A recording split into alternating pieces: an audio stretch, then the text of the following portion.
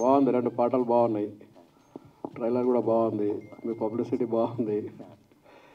ఇప్పుడు bumper offer తర్వాత మధ్యలో గ్యాప్ వచ్చిన ఈ కథ ఎంచుకోవడానికి కారణము ఒకటి, రెండవది అసలు కథలు ఎంచుకోవడంలో ఎక్కడైనా ఇబ్బంది అవుతుందా, అందుకని గ్యాప్ వస్తుందా నీకు? Okay, correct sir. నిజంగా గ్యాప్కి నా ప్రాబ్లం కూడా ఉంటుందండి. అది కథలో కొన్ని మనం ఎంచుకునేవి కరెక్ట్ అవ్వవు, అది కూడా జరిగింది. రెండోది నా ఒక్కడిదే కాదు సార్, టీంలో వాళ్ళతో కూడా కొంచెం ప్రాబ్లం ఉండేది. సో అది తెలియకుండా రిలీజ్ అప్పుడు మేము కరెక్ట్గా ప్లాన్ చేసుకోకపోవడం పెద్ద రీజన్ అయిందండి చాలా సినిమాలు, 4-5 సినిమాలకి. 2, తీసే వాళ్ళు కరెక్ట్గా మనం పబ్లిసిటీ దగ్గరికి వచ్చిన తర్వాత ఆగిపోవడం. సో ఇలా చాలా ప్రాబ్లమ్స్ జరిగాయండి. కాకపోతే ఆ గ్యాప్కి రీజన్ మాత్రం నాది కూడా ఉంది, మిగతా వాళ్ళు కొందరిది కూడా ఉంది. ఒక డెసిషన్స్ వల్ల ఏమవుతుందంటే సార్, అంటే నాలో జరిగింది. ఇప్పుడు అది ప్రాక్టికల్గా బయట వాళ్ళకి తెలీదు. ఇప్పుడు సినిమా జరుగుతున్నప్పుడే ఏదో మనకి ఒక రైట్స్ వస్తాయి. బట్ ఆ రైట్స్ కరెక్ట్ డెసిషన్ ప్రొడ్యూసర్ తీసుకోవాలి. తీసుకొని ఇచ్చేద్దామా వద్దు ఆగుదాం అంటారు సార్ అక్కడే. సో ఇలా జరిగినాయండి చాలా వరకు. సో అదే మినిమం మనం ఎక్స్పెక్టేషన్, మన బడ్జెట్ ఎంత, మనది ఎంత వచ్చింది, మనకు ఓకే అని ఒక రైట్ డెసిషన్ తీసుకుని ఉంటే అట్లీస్ట్ సినిమాలు ఆడకపోయినా ఓకే వీడి మీద ఇంత బిజినెస్ ఒకటి ఉంది, ఇది ఉంది అనేది ఒకటి క్రియేట్ అవుతుంది. బట్ అందులో కథ వరకు నా ప్రాబ్లం అయినా కొన్ని చోట్ల ఇలాంటి ఫెయిల్యూర్స్ జరిగినాయి సార్.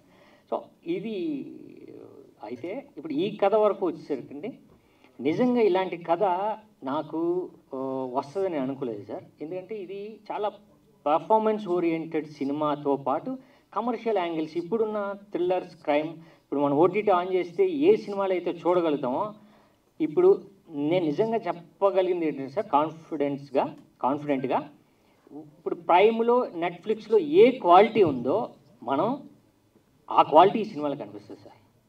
అంటే మేకింగ్ వాల్యూస్ నుంచి, ప్రొడక్షన్ వాల్యూస్ నుంచి, డైరెక్టర్స్ ఒక్క షాట్ నుంచి, లేకపోతే మ్యూజిక్ డైరెక్టర్ దాకా దాని నుంచి ఆ డైరెక్షన్ ప్రతిదీ మీరు మన క్వాలిటీ ఏదైతే సూపర్ క్వాలిటీ ఉందా నెట్ఫ్లిక్స్లో అని మనం మాట్లాడుకుంటున్నాం, ఆ క్వాలిటీకి ఎక్కడ తగ్గదు సార్. సో ఇవన్నీ నాకు ఉపయోగపడతాయి. డైరెక్టర్ నాకు ఎప్పటి నుంచో బాగా ఫ్రెండ్, సో నన్ను బాగా ప్రొజెక్ట్ చేస్తాడు అని నేను నమ్మాను. నిజంగా చాలా బాగా వచ్చింది సార్ సినిమా. సో ఇంతే సార్. డైరెక్టర్ గారు సార్, ఇప్పుడు మీరు కేరళలో నేషనల్ అవార్డు తీసుకున్న మీరు సార్ ఎందుకు తెలుగు హీరోని ఎంచుకున్నారు సార్? యాక్చువల్లీ మంచి క్వశ్చన్ ఇది సార్. యాక్చువల్లీ నాకు తెలుగు అంటే బాగా ఇష్టం సార్. యాక్చువల్లీ అంటే నేను ఫస్ట్ మూవీస్ చేసినది 17th ఏజ్లోనే సార్. అంటే మాస్క్ చెప్పేసి ఒక షార్ట్ ఫిల్మ్ చేశారండి, అది ఇంటర్నేషనల్ ఫెస్టివల్ అవార్డు జరిగింది. తర్వాత నేను 18th ఏజ్లోనే కొటేషన్ అని చెప్పేసి ఫస్ట్ వైలెంట్ మూవీ మలయాళంలో చేశారు. అది కూడా రాజీవ్ రవి కెమెరా ఇలాంటి టెక్నిక్ ఇప్పుడు సార్. అది 21 డేస్లోనే మనం షూట్ చేశారు. సో అది పెద్ద వైలెన్స్ మూవీ సార్, అది నెట్లో కూడా చూడొచ్చు. బట్ తర్వాత ఫహద్ ఫాసిల్తో మూవీ చేశారు, ఇప్పుడు మమ్ముట్టి గారితో ఇప్పుడు స్టార్ట్ అవుతుంది, అలాంటి ప్రొసీజర్ జరుగుతుంది సార్. బట్ ఏంటంటే నా ఇంటి పక్కనే ఒక తెలుగు పీపుల్ ఉన్నారు సార్ అప్పుడు. యాక్చువల్లీ ఆంధ్ర ఒక మాధవరావు సార్ అని చెప్పేసి ఒక ఆంధ్ర బ్యాంక్ మేనేజర్ ఫ్యామిలీ. నేను చిన్నప్పటి నుంచి అక్కడే వారితో కలిపి భోజనం తినడం, ఆవకాయ పచ్చడి అదన్నీ తినేసి అక్కడే నేను చాలా ఎన్టీఆర్ మూవీస్ అన్నీ అప్పుడు బ్లాక్ అండ్ వైట్ టీవీస్ కూడా అక్కడే చూసి, సో నాకు ఎప్పుడో తెలుగుతో కనెక్షన్ ఉన్నారు. సో అలా వెళ్తే మళ్ళీ కొటేషన్ మూవీ రిలీజ్ అయింది, నేను చెన్నైకి వచ్చారప్పుడు నాకు కనెక్షన్ అయింది. సో అప్పుడు అన్నయ్యతో బాగా పరిచయం అయింది. సో తెలుగు మూవీ అక్కడి నుంచి ట్రావెల్ అయింది. బట్ తెలుగు అంటే నాకు బాగా ఇష్టం సార్ బేసిక్లీ చెప్తే. సో అది మళ్ళీ మూవీ సక్సెస్ అయితే మళ్ళీ కంటిన్యూ అవుతుంది. Thank you. సాయిరామ్ శంకర్ గారు చెప్పండి. ఆల్రెడీ మీరు ప్రూవ్డ్ హీరో, యాక్టర్.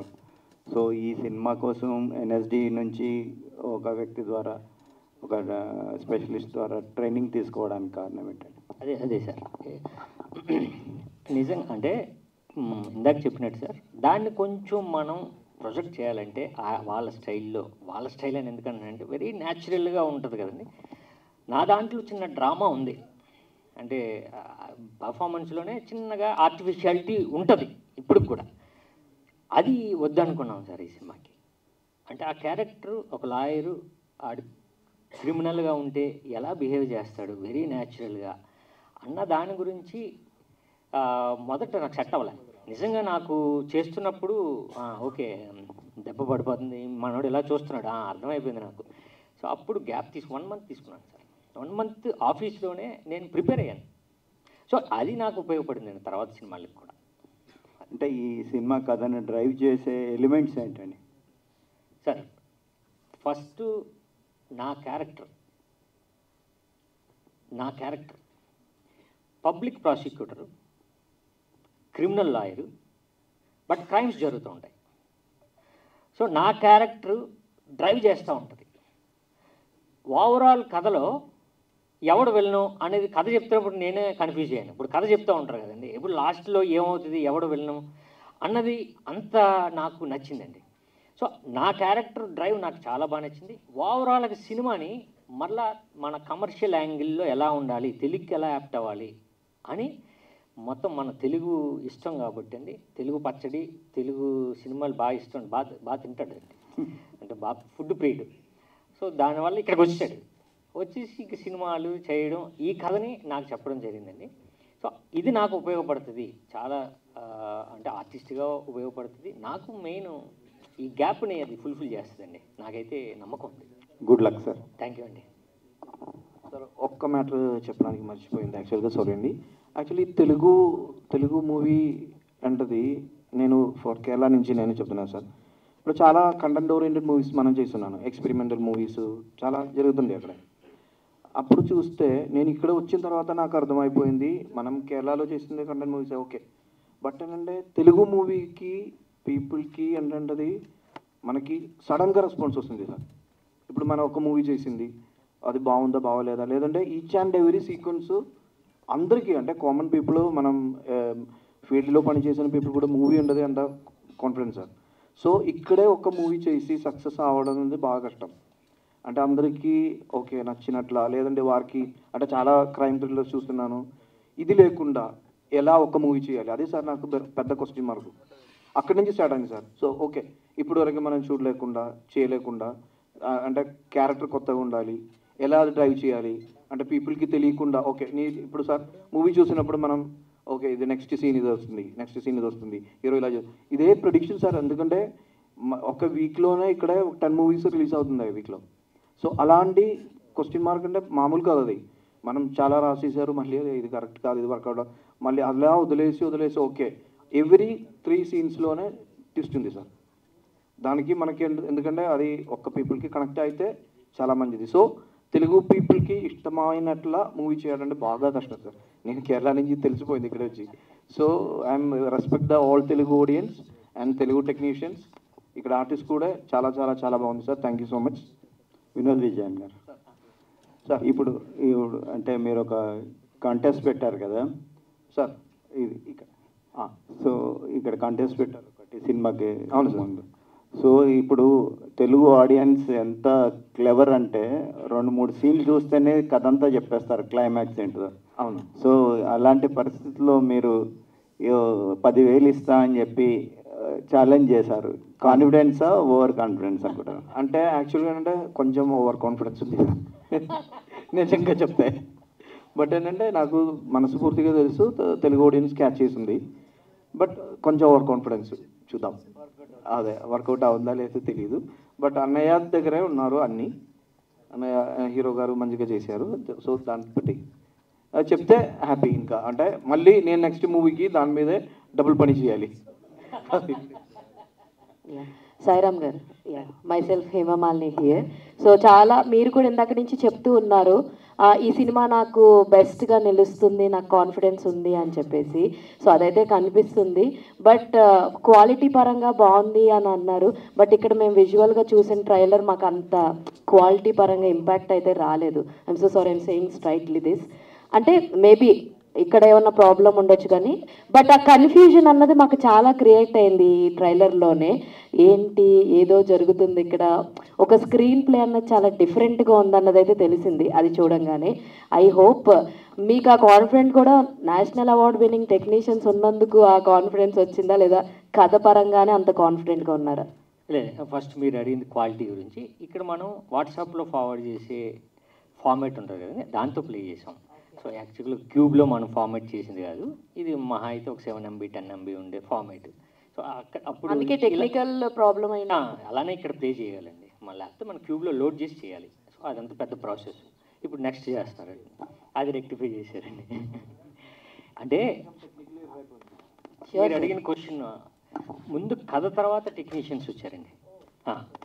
కథ చెప్పిన తర్వాత ఈయన అన్నయ్య ఇప్పుడు ఈ కథకి ఎవరు సముద్రగని గారు తీసుకుందాం అంటే సముద్రగని గారు అనేవాడు. నేను లేదు, ఫోన్ చేశారు, సముద్రగని గారు దీంట్లోకి జాయిన్ అవ్వడం జరిగింది. అలా రాజీవ్ రావు గారు అని పేరు చెప్పగానే రాజీవ్ రావు గారు నాకు ఎలా తెలుసండి, గ్యాంగ్స్ ఆఫ్ వసేపూర్ నాకు చాలా ఆల్ టైమ్ ఫేవరెట్ ఫిల్మ్ అండి నాకు. అంటే అప్పుడు మనకి డివిడీలు అంటే ఒక 10 years 7-8 years బ్యాక్ డివిడీస్ ఉండేవి. డివిడీస్ మేకింగ్తో సహా కొన్నాను నేను. ఆయన రాసిన బుక్ ఉంది, ఆ బుక్ కూడా తెప్పించుకొని అసలు దాని మీద ఏంటి వీళ్ళు ఎలా చేశారు, చాలా న్యాచురల్గా చేశారు ఆయన డైరెక్టర్ గారు అని దాని మీద ఉన్నప్పుడు వినోద్ ఆయన పేరు చెప్పారు. ఆయన పేరు అనేసరికి షాక్ తిన్నానండి. ఎందుకంటే ఆయన రాడు, ఒకటి కథ నచ్చాలి, 2 రెమ్యునరేషన్ సెకండ్ థింగ్ అండి ఆయనకి. సో ఆయన రావడం, తర్వాత గోపి సుందర్ గారు రావడం, వీళ్ళందరూ టెక్నీషియన్స్ తర్వాత ముందే అయితే నాకు కథ వినోద్ ఈ 2 నమ్మకం. సో సాంగ్స్ కూడా చాలా బాగున్నాయి. Tell us about music. Only 2 songs మేము విన్నాం. ఎన్ని సాంగ్స్ ఉన్నాయి? ఎందుకంటే ఇలాంటి మూవీస్కి ఆర్ఆర్ కానీ బ్యాక్గ్రౌండ్ స్కోర్ కానీ it's like key for the film. So musical పరంగా కూడా 2 songs ఉన్నాయండి. 2 songs సిద్ శ్రీరామ్ గారు పాడారు. సో మెయిన్ 2 కంపోజ్ చేసింది రాహుల్ రాజ్ గారు, music director. But background score Gopi Sundar గారు. సో బ్యాక్గ్రౌండ్ స్కోర్ మీరు సాంగ్స్ ఎలానో విన్నారు, చాలా బాగున్నాయండి. బ్యాక్గ్రౌండ్ స్కోర్ అసలు పీక్ రేంజ్లో ఉంటుందండి. అంటే ఒక్కొక్కసారి మనం భయపడతాం. నిజంగా నేనే 2 సార్లు చూసిన తర్వాత ఈ మధ్యలో ఒక్కొక్క దగ్గర వేస్తూ ఉంటారు ఇలా. సో అక్కడే నేను ఒకసారి ఇలా అంటే చిన్న జర్కాను. నిజంగా బ్యాక్గ్రౌండ్ స్కోర్ చాలా దీనికి ప్లస్ పాయింట్ అయింది గోపి సుందర్ గారు. All the best. Thank you అండి. Hi Sairam, this is Rani from Telugu సంటీమ. సో ఫస్ట్ ఆఫ్ ఆల్ మీరు సాంగ్స్ చూపించినప్పుడు చాలా కూల్గా, చాలా సెటిల్డ్గా కనిపించారు. మీరు వెంటనే మళ్ళీ రస్టిక్ లుక్లోకి మారిపోయారు. సో ఎప్పుడు కూడా మాస్ లుక్స్నే ట్రై చేస్తూ ఉంటారు. మీరు మాస్ లుక్స్తో వచ్చిన కానీ మాస్ క్యారెక్టర్స్తో వచ్చిన సినిమాలు బంపర్ ఆఫర్ కానీ 143 కానీ బాగా హిట్ అయ్యాయి. సో మరి ఇది ఎలా ఉండబోతుంది? ఏమైనా డిఫరెంట్గా ఉండబోతుందా క్యారెక్టర్ మీరు చేసిన దానికంటే? డెఫినెట్గా మళ్ళీ కంబ్యాక్ ఇస్తారా ఈ క్యారెక్టర్? కంబ్యాక్ కంపల్సరీ అండి, ఇది కంపల్సరీ రావాల్సింది, తప్పదు. మరి ఈ సినిమా నాకు డెఫినెట్గా మళ్ళా ఓకే నేను పని చేసుకోవడానికి ఇది నాకు ఉపయోగపడుతుంది ఈ సినిమా అండి. అంటే ఇందాక మీరు ఏమడిగారు? అంటే రస్టిక్ ఓకే, నేను మాస్ అంటే 143 బంపర్ ఆఫ్రో చేశాను. బట్ ఏదైనా ఆర్టిస్ట్ డిఫరెంట్గా ట్రై చేయాలని చూస్తూ ఉంటాడు. ఆ టైంలో నాకు ఇలాంటి లాయర్, క్రిమినల్ లాయర్ ఆ క్యారెక్టరేషన్తో నాకు వచ్చింది. నిజంగా వినోద్ నాకు బాగా తెలుసండి. ఇందాక వినోద్ చెప్పినప్పుడు అర్థం అవ్వలేదు, ఈయన 17 yearsకి డైరెక్టర్ అయిపోయాడు కేరళలో. అయిపోయి ఫస్ట్ ఫిల్మ్ యాక్షన్ ఫిల్మ్ చేశారు. సో అంత క్లారిటీ ఉన్న వినోద్ నాకు ఫ్రెండ్ అయిన తర్వాత, నాకు కథ చెప్పిన తర్వాత డెఫినెట్గా నన్ను బాగా ప్రొజెక్ట్ చేస్తారు అనే ఇది చేయడం జరిగింది. అండ్ ఇలాంటి థ్రిల్లర్ జోనర్కి ఏంటంటే మూవీస్లో కంటే కూడా, అంటే థియేటర్స్లో కంటే కూడా ఓటీటీలో కొంచెం రెస్పాన్స్ ఎక్కువ ఉంటుంది. సో మీరు అంటే థియేటర్కల్ రిలీజ్ చేయబోతున్నారా, లేదంటే ఓటీటీలో కూడా చేస్తారు? Feb 7th థియేటర్ అండి. ఆటోమేటిక్గా అంటే నిజంగా మీరు చెప్పాలంటే థియేటర్కి యాప్ట్ అయిన ఫిల్మే, కాకపోతే ఇంకా యాప్ట్ దేనికంటే ఓటీటీకి ఈ ఫిల్మ్ అని. సో డెఫినెట్గా థియేటర్లో రిలీజ్ అవుద్ది, మాకు మంచి టాక్ వస్తుంది, తర్వాత ఓటీటీలో మీరు వాచ్ చేయొచ్చు. Feb 7th తండేల్ కూడా రాబోతుంది. సో మరి కాంపిటీషన్ అంటే అది high budget cinema. So cost and crew కూడా కొంచెం పెద్ద కాస్ట్ అండ్ క్రూ అది. సో మీరు అదే రోజు రిలీజ్ చేస్తున్నారు, మరి ఎంతవరకు? అందుకే అండి తండేల్తో రాట్లా, తండేల్ పక్కన వేస్తాం. సో అదే తండేల్తో రాట్లా, తండేల్ పక్కన మా ఒక పథకం వస్తుందండి. All the best.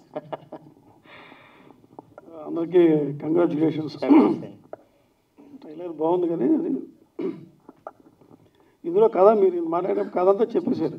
నేనండి ఇందాక కూడా అన్నారు, ఒక లాయర్గా చేస్తే ఏముంటుంది అందులో కిక్, అందులో ఇంకో షేడ్ ఉంది. ఆ షేడ్ కూడా ఇక్కడ చూపించారు.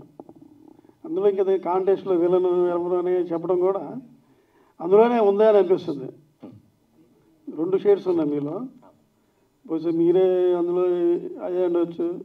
అందుకే సార్ మీరు చెప్పి ఆ పుణ్యం మీరే కట్టుకుంటే ఆ 10,000 50,000 మీకు ఇచ్చేస్తాం. ఎందుకంటే ఒకటే ఉండాలి, మీరైనా ఉండాలి, లేదంటే మీకు బ్రదర్ అయినా డ్యూయల్ రోల్ చేసి ఉండాలి. అందుకని ఇంకా కథలో కొత్త ట్విస్టులే ఉంటాయి. అందుకే సార్ రైట్ గారు చెప్పండి. తెలుగువాడిగా 17 ఏళ్ళకే డైరెక్టర్ అయ్యాడు, తెలుగు ఫుడ్ తిని. పచ్చడి ఎరగ కూడా వస్తుంది సార్, అది తినడం. సార్ అది ఇక్కడే వర్కౌట్ అయింది సార్ ఇప్పుడు పచ్చడి. అదే అదే ఎన్నో మంచి ప్రయత్నం అనిపించింది. సార్. కాంటెస్ట్ పెట్టడం కూడా ఒక రకమైన ఛాలెంజ్ మీకు. అవును. ఎనీహౌ ఇలాంటి సినిమాలు మంచి సక్సెస్ అవ్వాలని కోరుకుంటున్నా. All the best. Thank you sir, thank you. Ramesh గారు మీరేమైనా మాట్లాడతారు సార్? పర్లేదు మాట్లాడండి సార్. సాయిరామ్ గారు, హాయ్ సార్. సో మ్యూజిక్ అనేది ఇలాంటి వాటికి చాలా ఇంపాక్ట్ క్రియేట్ చేస్తుంది. అండ్ సాంగ్స్ ఉన్నాయి, సాంగ్స్ ఏమన్నా స్క్రీన్ ప్లేని కానీ స్టోరీని కానీ ఏమైనా డిస్టర్బ్ చేసే విధంగా ఉంటుందా, లేదంటే సాంగ్స్ ఎలా ప్లాన్ చేసుకున్నారు మూవీ? సాంగ్స్ కథను డ్రైవ్ చేస్తుంది, డెఫినెట్గా డ్రైవ్ చేస్తాయి. ఫస్ట్ హాఫ్లో సెకండ్ హాఫ్లో వచ్చే ఈ సాంగ్స్ మీరు అన్నట్టు ఒక కథను చెప్తాం, ఆ స్పేస్ ఎందుకు ఉంది, ఆ స్పేస్లో ఏం చెప్తున్నాం కథకు సంబంధించింది, లవ్ స్టోరీ చెప్తున్నావా లేకపోతే ఇంకేమన్నా చెప్తున్నావా అన్నది ఉందండి సాంగ్లోనే. బేసిక్గా మీరు సాంగ్స్ అడిగారు కాబట్టి దీని గురించి చెప్పాలండి. ఫస్ట్ సాంగ్స్ రికార్డ్ అయిపోయాయండి. సిద్ శ్రీరామ్ గారు కాదు, ఇంకొక సింగర్తో మెయిన్ రికార్డ్ చేసాడు, అంతా అయిపోయింది, షూటింగ్కి అంతా అయిపోయింది. సిద్ శ్రీరామ్ గారితో 2 సాంగ్స్ సిద్ శ్రీరామ్ గారే కావాలి అని చెప్పి మళ్ళీ ఏం చేశాడంటే ఉన్న సాంగ్ని సిద్ శ్రీరామ్ గారికి టెంపోలో ఉన్నట్టు మళ్ళీ ఈ సాంగ్ని మార్చారండి. ట్యూన్ అదే బట్ టెంపో మారిపోయింది, అంటే మళ్ళీ రికార్డ్ జరిగిందండి. సో అప్పుడు 2 సాంగ్స్కి ఆయన్ని ఒప్పించడం, ఈ 2 సాంగ్స్ పాడడం, సో మా సినిమాకి ఆయన చాలా ప్లస్ అయ్యారండి. సో డెఫినెట్గా ఈ కథను డ్రైవ్ చేస్తే 2 సాంగ్స్. ఈ మధ్యన ఇలాంటి సస్పెన్స్ థ్రిల్లర్ డ్రామాలు చాలా ఎక్కువ వస్తున్నాయి. అండ్ మీరు స్కీమ్ పెట్టారు అది కాంటెస్ట్ తోటి, బట్ ఈవెన్ ఓటీటీ వచ్చిన తర్వాత ఈ లాంగ్వేజ్ కాదు అన్ని లాంగ్వేజ్లో కూడా జనాలు అలవాటు పడిపోయి మామూలుగా ఇంట్లో కూర్చునే వీళ్ళు వీళ్ళని అని చెప్పి ఒక మాట అనేసుకుంటున్నారు. సో మీరు కాంటెస్ట్ పెట్టి ఇప్పుడు what you wanted to say, అంటే సినిమాకి జనాల్ని తీసుకొచ్చే పాయింట్ ఆఫ్ వ్యూవా లేదంటే కంటెస్ట్? అదే సార్ ఇందాక నేను చెప్పాను కదా, సినిమాలకి జనాలు తీసుకొచ్చే పాయింట్ ఆఫ్ వ్యూలో మనం చాలా చాలా ప్రమోషనల్ ఐడియాస్ మనకు ఉంటాయి, బట్ ఇందులోనే ఒక ప్రమోషన్ ఉందండి, అది మేము తీసుకున్నాం.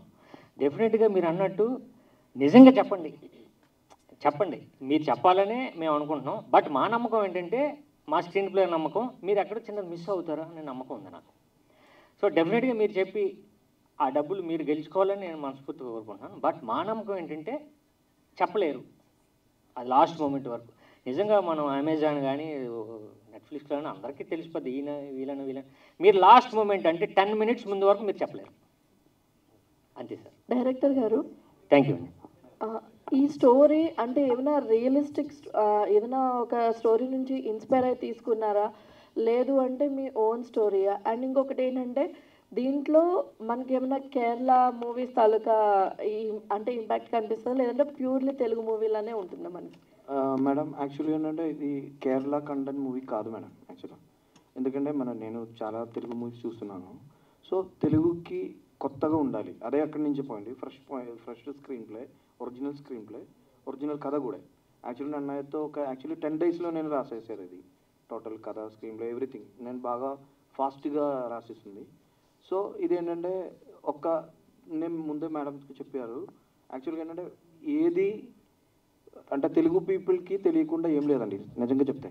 ఎందుకంటే బాగా ఇండియాలో నంబర్ 1 ఫిలిం లవర్స్ అంటే తెలుగు అండి, అదే డౌటే లేదు దానికి. సో ఈ తెలుగు పీపుల్కి ఇష్టం అవ్వాలంటది కొంచెం కష్టం. అది ఎలా? ఒక ఫస్ట్ మూవీ స్టార్ట్ అయ్యి 3 scenesలోనే కథ చెప్తుంది, అక్కడి వరకు వచ్చింది. అంటే నాలెడ్జ్, అంటే సినిమా చూసి ఎక్కడైనా చూసేదాన్ని. సో ఇది లేకుండా ఎలా మూవీ చేయాలంటే నా ఫస్ట్ క్వశ్చన్. అక్కడి నుంచి నేను కథకి ఫస్ట్ స్టార్ట్ అయింది. సో అది అన్నయ్యకి బాగా నచ్చింది.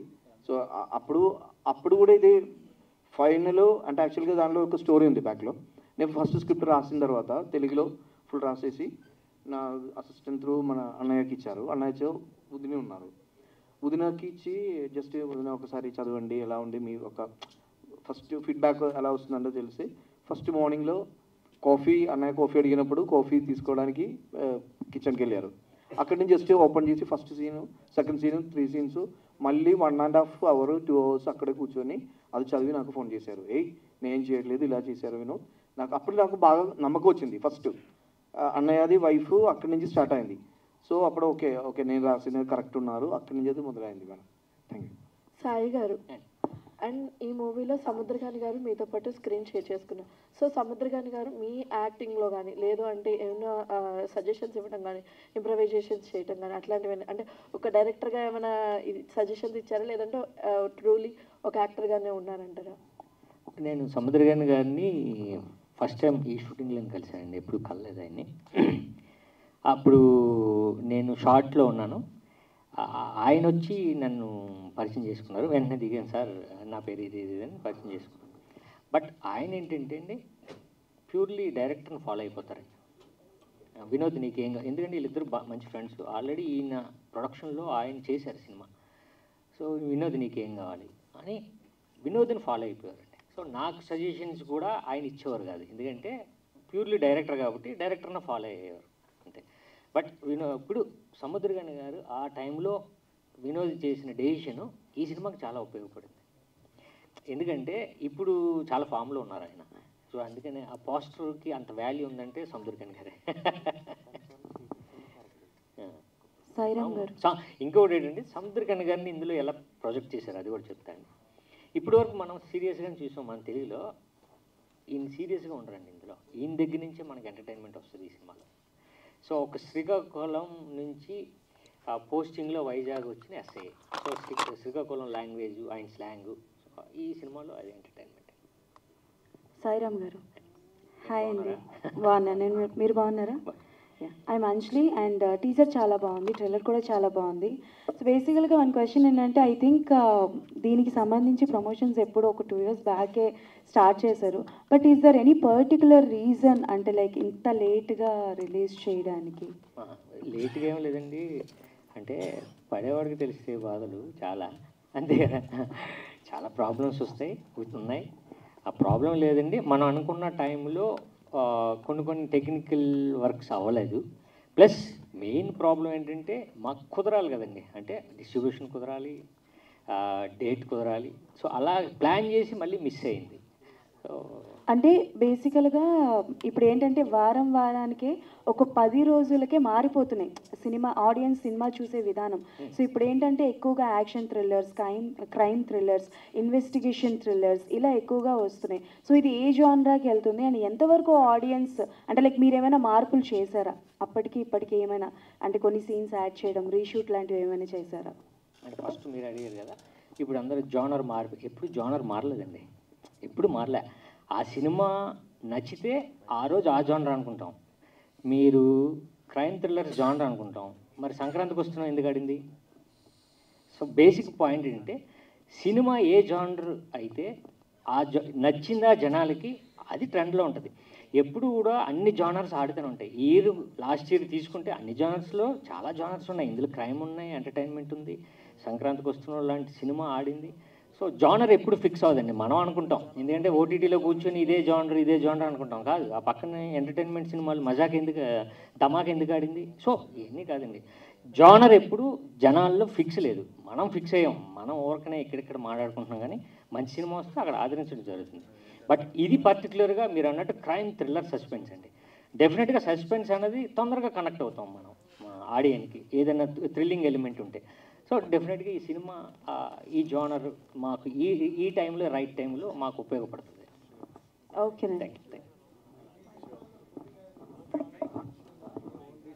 ఎట్లా ఉంటుంది ఏదండి మీరు చేసే సినిమాల్లో పూరి గారి ప్రమేయం ఏమైనా ఉంటుందా? ఆయనకు చెప్తారా? ఆయన సలహాలు తీసుకుంటారా? ఎలా ఉంటుంది మీ మధ్యన? మరీ ఇంత వచ్చిన తర్వాత ఇంకా ఆయన అడిగితే కొడతాడు, అయితే మనకు కూడా బాగోదు కదండి.